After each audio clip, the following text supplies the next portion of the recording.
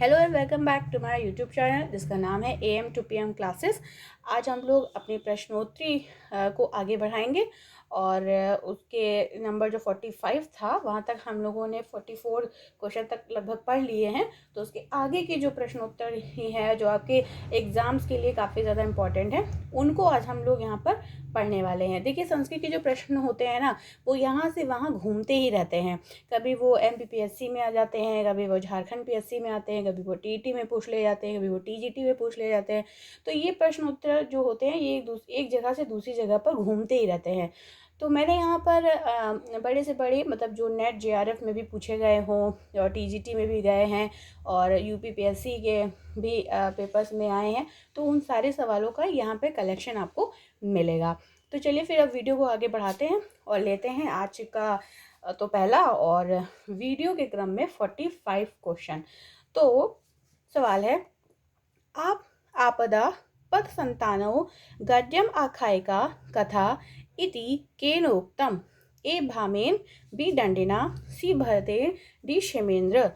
तो इसका ऑप्शन हो जाएगा 45 का ए दंडिना।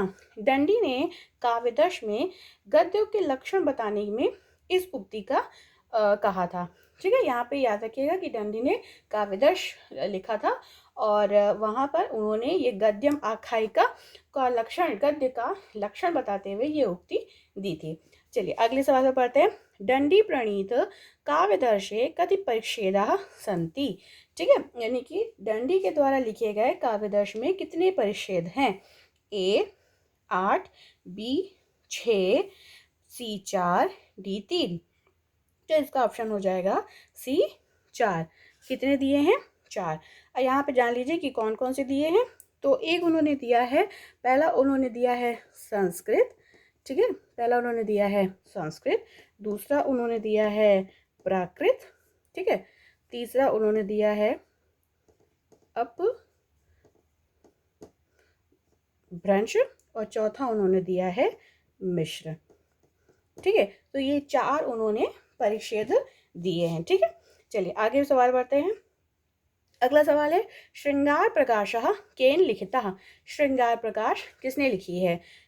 ए भोजराजेन, बी भरतेन, सी भर्तृहरि या डी दांडी। तो हम जानते हैं कि श्रृंगार प्रकाश भोजराज के द्वारा लिखी गई है। अगला सवाल, चारुदत्तः कीदृशः नायकः वर्तते। चारुदत्त कैसा नायक है? ठीक है, तो ए धीरोदत्त, बी धीरललित, सी धीरोदत्त या डी धीर प्रशांत। तो इसका ऑप्शन हो जाएगा चारुदत्त धीर प्रशांत नायक है। कैसा नायक है? धीर प्रशांत नायक है। जो चारुदत्त है ना, वो मृच्छकटिकम का एक प्रकरण है, उसमें का नायक है चारुदत्त। और अगर वो पूछा जाए कि वो किस प्रकार की कोटि का नायक है, तो वो धीर प्रशांत कोटि का नायक है। तो और यहाँ से एक और सवाल बनता है कि चारुदत्त है, चारुदत्त एक धीर प्रशांत नायक है, पर ये है कहाँ का? तो ये मृच्छकटिकम का है। मृच्छकटिकम कैसा ग्रंथ है? तो मृच्छकटिकम एक प्रकरण है। मृच्छकटिकम लिखा किसने है? तो उसको शूद्रक ने लिखा है। ठीक है, तो यहाँ से आपके और भी सवाल जो बन रहे हैं वो भी मैं आपको यहाँ पर बता रही हूँ, इनको आप याद रखिएगा। ठीक है, चलिए आगे बढ़ते हैं। अगला सवाल है, मतलहरी काव्य रचना वर्तते। मतलहरी काव्य रचना है किसकी, मतलब किसने लिखी है? तो ए श्री रामदेव, बी वेदवाचस्पति, सी विद्याधर शास्त्री या डी प्रेम सागर। तो इसका ऑप्शन है विद्याधर शास्त्री। मतलहरी काव्य रचना जो है वो विद्याधर शास्त्री की है। एक प्रकरण है। ठीक है, एक प्रकरण है, कौन सा वो प्रकरण है ये बताना है। ए मुद्रा राक्षसम, बी उत्तरामचरितम, सी मेघदूत, डी नीति शतक, सी मृच्छकटिकम।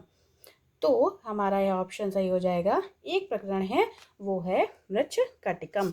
मैंने अभी आपको बताया है कि मृच्छकटिकम एक प्रकरण है जिसको शूद्रक ने लिखा है। इसके जो नायक हैं वो हैं चारुदत्त और वो एक धीर प्रशांत नायक हैं। ठीक, अगला सवाल है, हर्षचरित विधा अस्ति, यानी हर्षचरित जो विधा है वो क्या है? एक प्रकरण है, बी नाटकम है, सी कथा है, डी आख्यायिका है। तो हर्षचरित विधा जो है वो क्या है, एक आख्यायिका है। ठीक है, तो हर्षचरित जो है वो एक क्या है, वो एक आख्यायिका है। ठीक है, आख्यायिका है। ठीक है, अगर पूछे कि ये हर्षचरित लिखा किसने है, तो ये बाणभट्ट, महाकवि जो बाणभट्ट थे, मैं यहाँ लिख देती हूँ, ये बाणभट्ट ने लिखी थी। ठीक है, बाणभट्ट की एक और है भाई, ये तो आपने पता है कि यहाँ पे हर्षचरित उन्होंने लिखा। दूसरी आपके टीजीटी में जो है वो है कौन सी, कादम्बरी। वैसे तो वहाँ पर शुकनास उपदेश है, लेकिन वो भी सुखनाश उपदेश कादम्बरी का ही है। तो आख्यायिका जो है वो है हर्षचरित, अगर पूछे तो हर्षचरितम जो है, ठीक है, वो आपकी आख्यायिका है, जबकि कादम्बरी आपकी क्या है, वो आपकी कथा है। और दोनों ही लिखा किसने है, वो बाणभट्ट ने लिखा है। हर्षचरित जो है, ठीक है, हर्षचरित जो है उसमें कितने उच्छ्वास हैं, तो 8 उच्छ्वास हैं। ठीक है, उच्छ्वास हैं। ठीक, और इसका नायक कौन है, तो जैसा कि नाम से ही पता चला, हर्ष यानी कि हर्षवर्धन।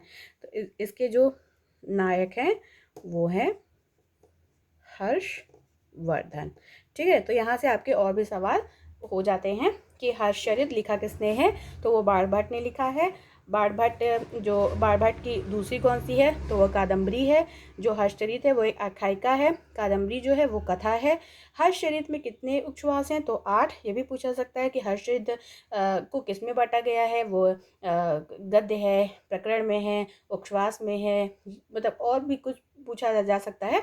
तो याद रखिएगा कि उच्छ्वास में है, कितने हैं, तो 8 हैं। और इसका नायक कौन है, तो इसका नायक हर्षवर्धन है। तो यहाँ से ये सवाल भी इम्पोर्टेंट है, इसको हमेशा याद रखिएगा। ठीक है, चलिए अगला सवाल लेते हैं।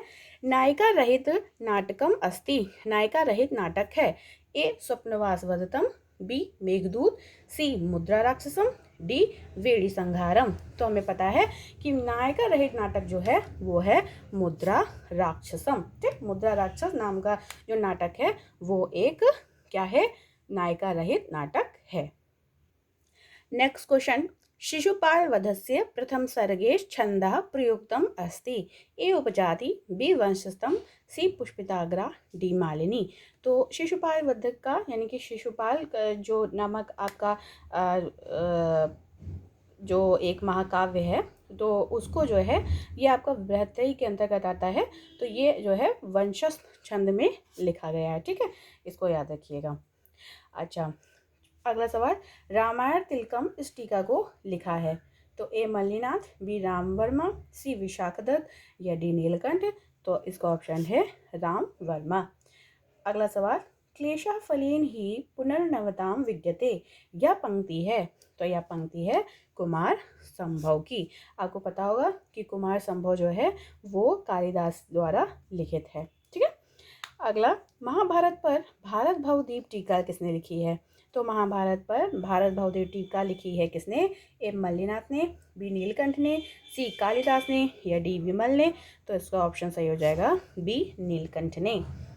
अगला, राजनीति विषयक काव्य है। ए नैषधीय चरितम, बी कुमार संभव, सी प्रतिमा नाटकम, डी मेघदूत, ई मुद्रा राक्षसम। तो इसका ऑप्शन हो जाएगा ई मुद्रा राक्षसम। अगला सवाल है, प्रतिमा नाटक के रचयिता हैं। ए कालिदास, बी भास, सी भवभूति, डी विशाखदत्त। तो प्रतिमा नाटक के रचयिता हैं भास। अगला सवाल, संस्कृत सुभाषित प्रसिद्ध ग्रंथ है। ए चरक संहिता, बी सुभाषित रत्न भंडागरम, सी शुकनास उपदेशा, या डी नीति शतक। तो इसका ऑप्शन हो जाएगा बी सुभाषित रत्न भंडागरम। ठीक है, अगला सवाल, कठोर उपनिषद संबद्ध है। ए यजुर्वेद से, बी ऋग्वेद से, सी सामवेद से, या डी अथर्ववेद से। तो हम हमारे एलटी के सिलेबस में है भी, हमने पढ़ा होगा कि कठोर उपनिषद संबद्ध है ए यजुर्वेद से। ठीक है, अगला सवाल है, कठोर उपनिषद में नचिकेता के द्वारा दूसरा वर था, यानी दूसरा वर क्या मांगा था। तो ए स्व पितृपरितोष, बी आत्मज्ञान, सी स्वर्ग साधन भूतागा अग्नि विधायाम ज्ञानम, या डी सांसारिक सुख भोग प्राप्ति। तो हमें पता है कि उन्होंने जो उनका दूसरा वर था वह था स्वर्ग साधन भूतागा अग्नि विधायाम ज्ञानम। ठीक है, तो ये ऑप्शन सही हो जाएगा। अगला सवाल है कि विश्वजित नामक यज्ञ है, ए स्वदेह दान यानी कि अपने देह यानी शरीर का दान कर देना, बी सत्ता प्रदान कर देना, सी सभी कुछ दान कर देना, या फिर डी धन प्रदान कर देना। ठीक है, तो जो विश्वजीत नामक यज्ञ है उसमें सब कुछ दान कर दिया जाता है। ठीक है, सब कुछ दान हो जाता है। आपको पता ही होगा कि जो विश्वजीत नामक यज्ञ है उसमें ये आपको पता होगा ना कि ये कठोप उपनिषद जो था, कठोप उपनिषद, वहाँ पर उद्दालक नाम के जो राजा थे, ठीक है, उद्दालक, ठीक है, उन्होंने ये विश्वजीत नामक यज्ञ किया था और अपना सब कुछ उन्होंने मतलब दान कर दिया था। और सब कुछ में उन्होंने दान क्या किया था, उन्होंने बिल्कुल जो जरा अवस्था में जो गायें थीं बूढ़ी, और उनको जो है मतलब दान किया था। जिसको जब उन्होंने पंडितों को वो दान किया तो नचिकेता के मन में बहुत सारा वो हुआ कि ये तो मेरे पिताजी बहुत गलत कार्य कर रहे हैं, ये मतलब दान कर रहे हैं, वो भी क्या, जिनसे ना दूध निकल सकता है, ना उनका कोई कार्य है, उनका कोई इस्तेमाल है, तो उनका ब्राह्मण लोग क्या करेंगे। तो वही बाबा वो पूछते हैं कि आप मुझे किसको देंगे, आप मुझे किसको देंगे। तो वो कह देते हैं कि मैं तुमको यम को देता हूँ। और फिर वो वहाँ पर जाते हैं और मुझे आपको पता ही होगा कि कठोप उपनिषद में यम और नचिकेता के बीच का संवाद ही कठोप उपनिषद है। तो जो कठोप उपनिषद है, इससे पहले वाले उसमें हम लोग पढ़ भी चुके हैं कि जो कठोप उपनिषद है वो यजुर्वेद की शाखा से, ठीक है, यजुर्वेद की शाखा से लिया गया। तो एक है होता है यजुर्वेद, तो एक होता है यजुर्वेद, तो ये जो यजुर्वेद है ये होता है शुक्ल यजुर्वेद। ठीक है, ये भी याद रखिएगा, ये होता है शुक्ल यजुर्वेद। और एक इसकी और शाखा होती है, वो होती है कृष्ण यजुर्वेद। ठीक है, एक होती है कृष्ण यजुर्वेद। तो जो हमारी कठोर उपनिषद है वो हमारी शुक्ल यजुर्वेद से ली गई है। ठीक है, यानी कि यजुर्वेद की जो होती है वो दो शाखा होती हैं, एक शुक्ल एक कृष्ण, आगे यजुर्वेद सेम। तो हमारी जो कठोपनिषद है वो शुक्ल यजुर्वेद से लिया गया है। कठोपनिषद में नचिकेता और यम यानी यमराज के बीच का जो संवाद है उसका वर्णन किया गया है। तो ये भी यहाँ पर याद रखिएगा। चलिए अगला सवाल चलते हैं। गीता में अध्याय हैं, ए 16, बी 17, सी 18, डी 19। तो गीता में जो अध्याय हैं वो हैं सी 18। ठीक है, 18 अध्याय हैं। मैं आपको एक अलग से उसमें बता दूंगी कि इसमें कौन कौन से अध्याय, बहुत ही छोटा सा वो होगा तो आप उसको देख लीजिएगा। ठीक है, अगला सवाल, गीता के दूसरे अध्याय का नाम क्या है, ए विषाद योग, बी सांख्य योग, सी ज्ञान विज्ञान योग, या डी कर्म योग। तो गीता के दूसरे अध्याय का नाम है सांख्य योग। अगला सवाल है, स्थित प्रज्ञस्य का लक्षण कहाँ बताया गया है, ए कठोपनिषद, बी शुकनास उपदेश, सी मेघदूत, डी भगवद गीता।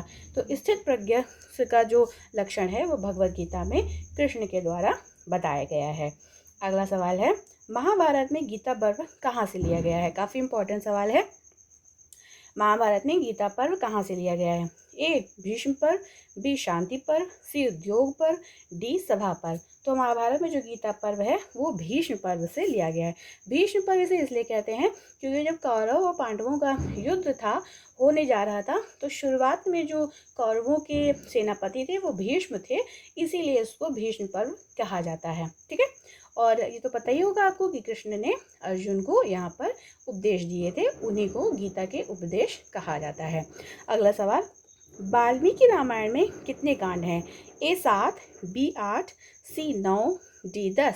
तो सभी को पता होगा कि वाल्मीकि रामायण में 7 कांड हैं। तो यहाँ हम लोग देख लेते हैं कि कौन कौन से वो कांड हैं। तो पहला होता है तो बालकांड। ठीक है, पहला है बालकांड, दूसरा होता है अयोध्या कांड, अयोध्या कांड, फिर तीसरा होता है अरण्य कांड, अरण्य कांड, चौथा होता है किष्किंधा, किष्किंधा कांड, फिर होता है पांचवा सुंदर कांड, वो आप लिख लीजिएगा क्योंकि मेरे पास फिर नीचे स्पेस कम रह जाएगा। फिर छठा होता है युद्ध कांड, ठीक है, युद्ध कांड, और पता नहीं आपको यहाँ दिख रहा होगा कि नहीं, तो मैं यहाँ लिख देती हूँ। 7वां कांड जो होता है वो आखिरी उत्तरकांड, ठीक है, जो आखिरी होता है वो उत्तरकांड है। यानी कि पहला होता है बालकांड, दूसरा होता है अयोध्या कांड, तीसरा होता है अरण्यकांड, चौथा है किष्किंधा कांड, पांचवा है सुंदरकांड, छठा है युद्धकांड और सातवां है उत्तरकांड। इसमें जो कुल जो श्लोक हैं वो हैं कितने, 24,000। मैं इसको थोड़ा इधर बढ़ा लेती हूँ। इसमें जो श्लोक है वो कुल हैं 24,000 श्लोक हैं, ठीक है। कितने श्लोक हैं, 24,000। वैसे कोई बहुत ज़्यादा इंपॉर्टेंट तो नहीं, लेकिन फिर भी इसको पढ़ लेना चाहिए, ठीक है। रामायण में मुख्यतः जो श्लोक हैं वो अनुष्टुप छंदों में ही इस्तेमाल, मतलब अनुष्टुप छंदों में ही लिखे गए हैं, ठीक है। और इसका जो अगर देखा जाए तो सबसे बड़ा सर्ग कौन सा है, तो फिर वो हो जाएगा हमारा युद्धकांड, जो कि 128 युद्धकांड जो है ना वो है हमारा 128 सर्गों में ये विभक्त है, ठीक है। तो सबसे बड़ा जो सर्ग हो जाएगा वो हो जाएगा 128 वाला युद्ध कांड, ठीक है। चलिए आगे बढ़ते हैं। यहाँ पे जो थोड़ा सा इम्पोर्टेंट जो था वो मैंने आपको बता दिया ताकि कुछ गलत ना होने पाए, कुछ छूटे नहीं। और अगर रामायण और महाभारत से जो देखिए आते भी सवाल हैं, तो रामायण और महाभारत दोनों से मैं एक अलग अलग आपको वीडियो प्रोवाइड कर दूँगी, ताकि इससे आने वाला कोई भी सवाल छूटे नहीं। और एग्ज़ाम में आता भी है तो हम इसको लाइटली नहीं ले सकते, ठीक है। चलिए आगे बढ़ रहे हैं। शिशुपाल वध महाकाव्य में पर्व हैं A18, B19, C20, D21। तो शिशुपाल वध महाकाव्य में पर्व हैं 20, ठीक है, 20 पर्व हैं। देखिए फिर सवाल आ गया कि रामायण में श्लोक हैं A23,000, B22,000, C25,000, D24,000। अभी अभी मैंने आपको बताया है कि रामायण में जो श्लोक हैं वो हैं 24,000। और आज का लास्ट सवाल है कि रामायण में सुग्रीव वृतांत एक है, A प्रक्रिया, B उपचार वृतांत, C पताका, D संधि। तो जो सुग्रीव वृतांत है वो है एक पताका, ठीक है। तो ये रहे आज के कुछ इंपॉर्टेंट क्वेश्चन आंसर। इसके आगे के क्वेश्चन आंसर मैं अगले वीडियो में लाऊंगी। रामायण और महाभारत और भी जो भी काव्य और महाकाव्य लघुत्रय बृहत्त्रय इनसे भी रिलेटेड जो बनते हैं उनको भी मैं लेके आऊँगी। तो आप प्लीज़ निश्चिंत रहिएगा और शांति के साथ वीडियो देखिएगा, समझिएगा और पढ़िएगा। अगले वीडियो में इसके आगे की क्वेश्चन आंसर लाऊंगी। आज के लिए इतना ही। Thank you very much.